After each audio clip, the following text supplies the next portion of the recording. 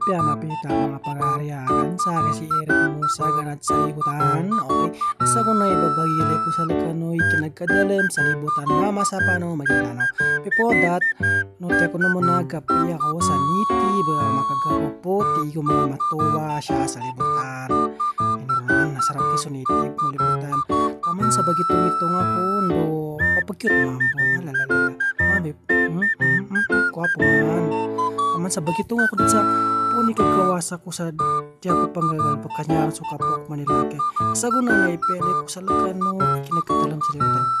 Yaran kinagkatalam sa libutan. Inor naman kinamata na mga duwat mong guna.